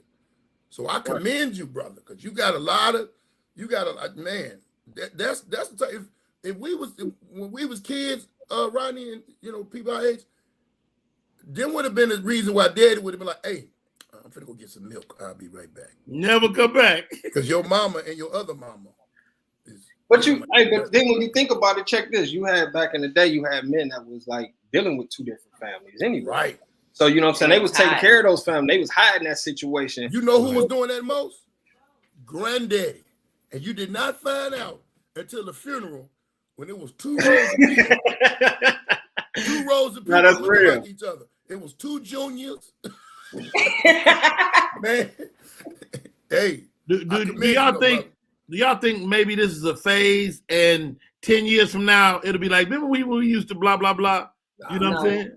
When I was in high school, I said I was going to have a husband and a wife on both of my arms. The only thing I did not realize that I realize now is it's not him on my arm and her on my arm. It's we on his arm. I envisioned it and they on my arm though. And that was in high school. Get out of here. That's interesting. I never envisioned it. I just wanted to have a couple threesomes. You get what I'm saying? Do my vibe, do my 1-2, get married to somebody. I can still be actually even in the poly lifestyle. Like if it was not me and her, that I could really be poly. Okay. So did the other woman live with you all? Yeah, we all live together. Slept in the same bed. So how old is your son, and how did that impact him with having her out of his lifestyle? He still asks about her to this day. How old is he? He's 8. Like he said it yesterday. I was on IG Live yesterday, and we were having a conversation about different poly dynamics. And my son was like, "Can I say hey?" And I was like, "Princeton, go upstairs. We're talking right now." He was like, "I just want to say hey, and I miss Miss Cassie." And then he ran off and went upstairs. Wow. Yeah. Wow. Hey guys, I love y'all willing to share this, man. Y'all being transparent. This is so dope to me. Leanne, your business, man. You're a fitness guru yourself. Does she have to be fit? Yes and no. And the reason I say yes and no, I don't mind small projects when it comes to what's appealing to me. So you can build. You'll build a bear. You'll build it. Huh? It's small projects. Like I do a small project. Okay, listen. Your wording is all fucked up. Like, oh man. Okay. I tell you this all the time. So go ahead. Okay, but like I said, he brings the balance. Right. I'm attracted to what I'm attracted to. Now, when it comes to health and fitness within my business and helping somebody reach their goals, that has nothing to do personally. That personal hat is off and my business hat is on. I'm here to help you get your goal. Now, when it comes to what I like personally, I like what I like. That's just like if somebody likes pizza, they may have a favorite company that they choose to order their pizza from. They may only like Papa John's and not like nothing else. It's the same thing. Every person has a preference on what they desire. But when it comes to my business, I'm here to help everybody reach their health and wellness goals. Wow. Charles Reed, probably one of the coldest singers out there. How does this life affect your business? It don't. It don't at all. I don't let nothing. I think it might make people go, man, go get Charles Reed. He know how to deal with people. Yeah, enhance it. Yeah, it enhance. Well, I'm gonna say it don't affect me. It affects. It will. It enhances it most definitely, because when you say affect, it's a different thing. It's how it enhances. But it also, it also gives me more to speak about. Give me another input on love and the respect for. I have a mad respect for women, and you know what I'm saying. So it's like it just gives me that different share that I can share with people too, and hopefully somebody else feels like I do. I think I would be jealous. I think Rodney Perry would be jealous of my wife and the other girl's relationship. Hey, it ain't built for everybody. Yeah. I wouldn't be. I would be happy. Whoo, you got somebody else to talk to. It's just like when you leave. Exactly. You leave. I bought my girl a dog. I bought a dog for when I'm gone. And she loved that dog. I'm glad she loved that dog. Dog get on my nerves sometimes, but if it was another person, I'd just be, hey, I like how y'all kicking it. Do y'all want to go somewhere together? Do y'all want to do some things? Because I got, being a comedian and entertainer, and I know both y'all understand, we got to have a peace. We got to have a certain type of peace. I know from being on the road and taking women with, I could be about to go up on stage. Why she look at you like that? And it's a problem. Right. I don't need that. Right. I don't even play on the road at all. Yeah. I don't play on the road at all. Because your ass tired. Huh? Because you tired.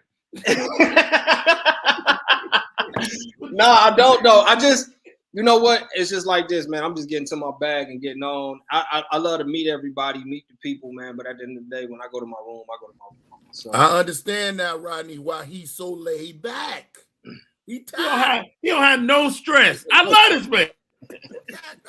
No reason. Ain't even got nobody right now. He ain't tired. He just go home because next week she might come. We might get a new one.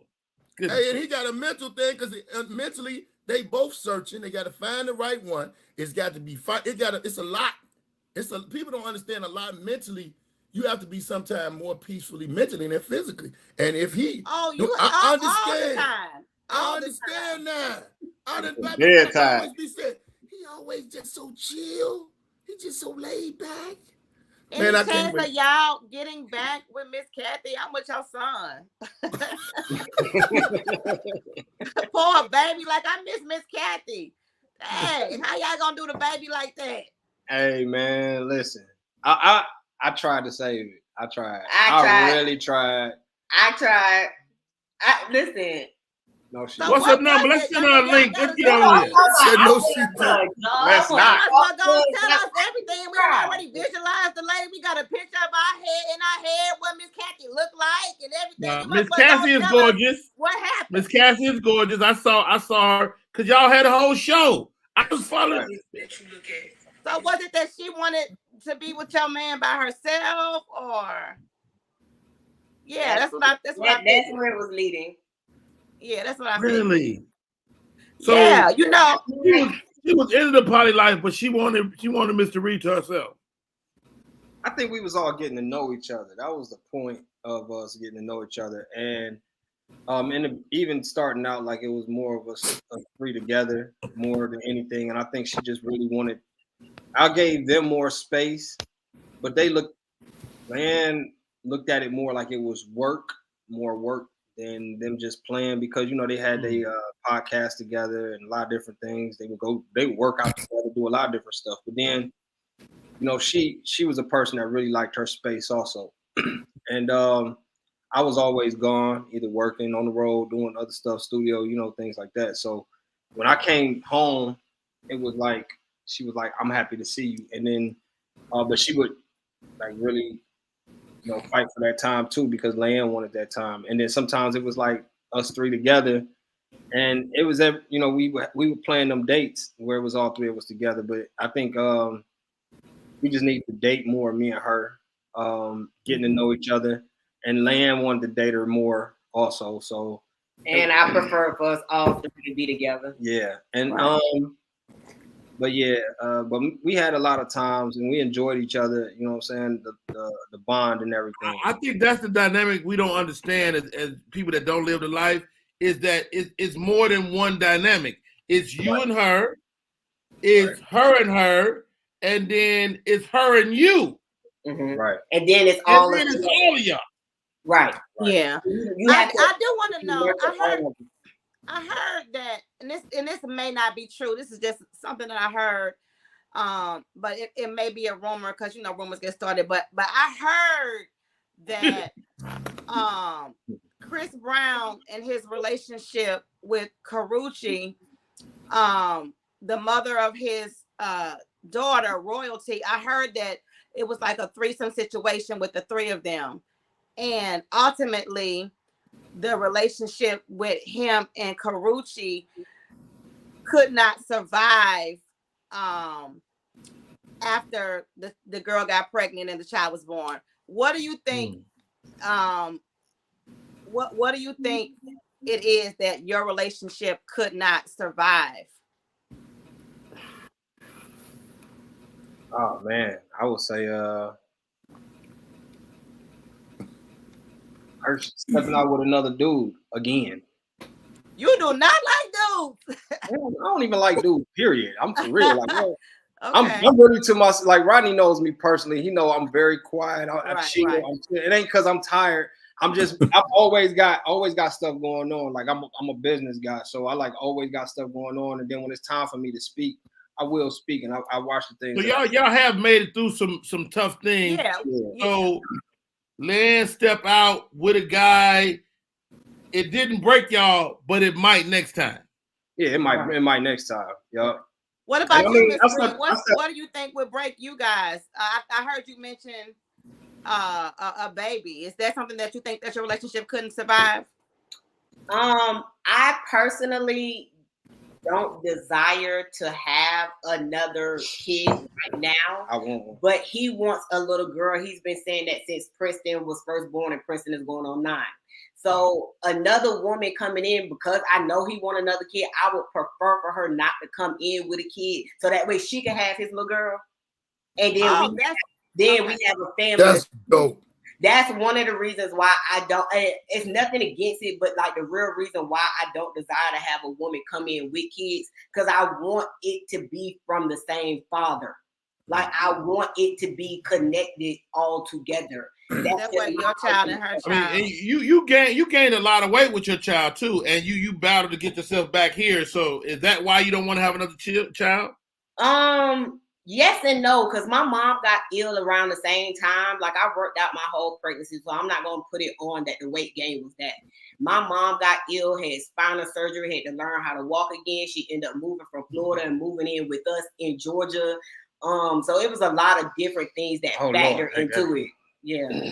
Man. That's a blessing that we have. I love my mama, but thank Lord. And my mama know we Lord, stop. Go ahead. But, that it's not even that. It's just that I don't desire to have another one. I was like, if we do it, we need to be having twins or triplets on the first go run, because I only want to carry one time. I don't desire to carry again. But I'm open to another woman coming in who does not have kids but desires to have kids, and him and her could have a child together, and we still all collectively be together. Wow. That's what I wholeheartedly would desire. I'm not going to never from wanting another little girl. We just need to go find the right queen that want to have your little girl and also have an additional mother. Wow. I mean, this is so awesome. You guys got to come back. We got to talk about this some more, because I think people walk around and they think they know your life and they just don't. And they assume the wrong things. I got a couple of, mentors. Rodney's one of my mentors. Rudy Rush, couple of other comedians. I ain't never looked up to no dude except for my father, and you are the new dude I'm looking up to, man. And not about it's the whole situation. Right. Yeah. You strong and the way you maintain your manhood in the situation. I love that. Yes. All right, guys. Meet the Reeds. How do we stay in touch? Well, y'all can follow me at Charles Reed on all social media. I have a single out right now called Real. That's on like all iHeartRadio stations. Got another single about to drop next week. Myself, Joe Little, Preem DiBiase, and this guy. We had Joe Little on yesterday. Yeah, that's my brother, man. We always run each other, and we've been touring a lot together lately too. So, and Rodney, that's how me and you met through Joe. Yeah, y'all them Ohio players. Yeah, man. So yeah, we have a single dropping. It's called "This Is My Party." Got a new project dropping on my birthday, 9/26. So I just been really just out here, just grinding, man, putting the work in. I have a play that I'm in September 17th. It's called Sugar the Stage Play, and I go in production. I go in production for these 2 films at the end of the year. So, way to go, Charles Reed! Get it? Yeah, yes, man. Yes, sir. We gotta feed an extra mouth. Leanne, how do we? How do we stay in touch, man? Since I know your boot camps is still in effect, your fitness stuff is still there. How do we stay in touch and be a part of it? Follow. I'm gonna give 2 pages or a couple pages at Meet the Read. So first, if you want to know more about us there as far as our unit and growing and stuff like that, follow us at Meet the Reads on YouTube and on Instagram. Then my personal page is Leigh-Ann Amos Reed. And you can find healthy recipes, work out with me. I have a major accountability group. We meditate in the morning. We get our minds right. We set our intentions right for the day. We work out together. We hold each other accountable to overall be better mentally, physically, and spiritually, to operate as our highest self. And you can follow me again, Leigh-Ann Amos Reed, or at Meet the Reads on Instagram. And it's both the same name on YouTube and across the board too. I love it. Baldhead, you made it, man. Thank you for making it today, bro. How do we stay in touch? And I apologize for being late. I was in the ER all night last night. My daughter slipped and hurt herself, but she's all good. Oh yeah, she good. She get on my damn nerves. I'm like, I got stuff to do, and you gotta tell these kids that the hospital closes at 6 o'clock. They'll stop doing stupid shit. All right. 6 o'clock. Carmen, Barton, how do we stay in touch? I'm using that. Go ahead. At Carmen Comedy, CarmenComedy is my Instagram, and I am really an open book on Instagram. I have my grief journey. I have my fashion. I'm doing a lot of home decor now. That's kind of what's really helping me get through my grief, my passion for home decor and design. And I also have my tour dates. This weekend I will be in Columbia, South Carolina, and it's a bunch of dates on from there. So that's going to all be on my Instagram. And I have a movie out on Tubi. It's called This Is Life. And yeah, I seen it. You can download Tubi for free and check the movie out. And it's starring myself and my late husband, Nick Carthan. And I'm also the associate producer of the film as well. And so that's where you can check me out. Candace LaToya. Yes, you can find me on Instagram at Candace_LaToya, and pretty much every day on the Rodney Perry Live Show. Hey, my name is Rodney Perry. You're tuned in to Rodney Perry Live. Follow the YouTube page if you're not already following it. And thank you to the Reeds, man. Thank you to Baldhead. Thank you to Carmen. Mad love, marriage. We're getting out of here until tomorrow. Hey, Reeds, good luck on finding a new lady. Thank you. Love you, Rodney, man. You my boy, man. All day, man. Hey, I appreciate y'all Let's having get out of me. here, Candy. Yep.